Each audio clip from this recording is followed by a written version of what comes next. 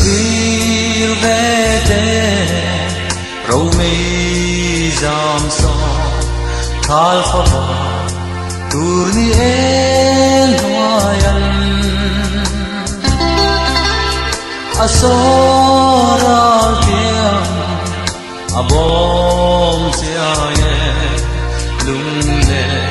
maten katwar zolo silung alen hong hong kunle di zamwa liam tu maten ka han don la ngaya lung lên ka chan to mo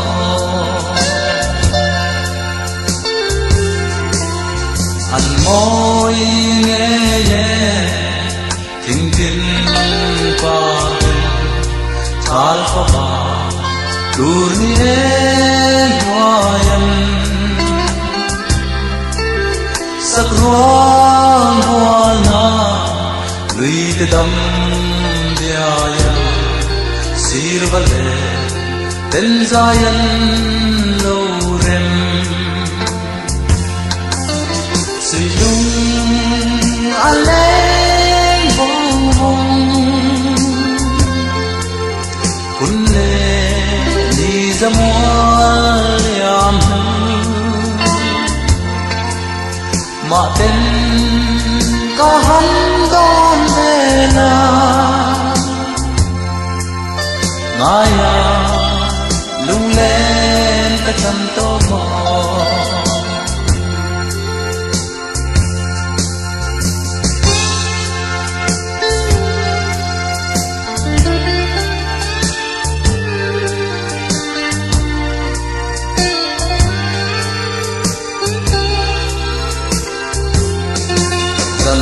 yang sơ tha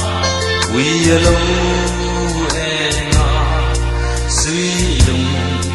lệ na gió truy nè dân khoa lâu trái vang qua hiền loài lùng lệ giàn bu ca thi hay lâu silung alen bong bong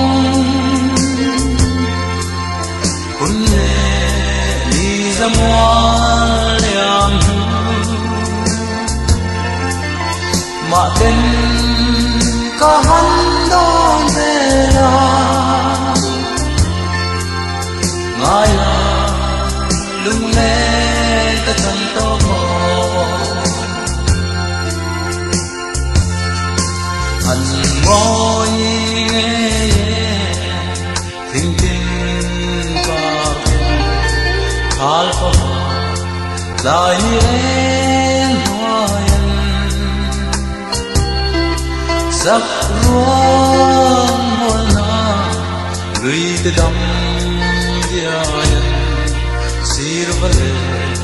ten zayan lo rem silung alen hong hong kunle ni zamwal yam ma ten ka han don la ngaya lung lên ka chan to mo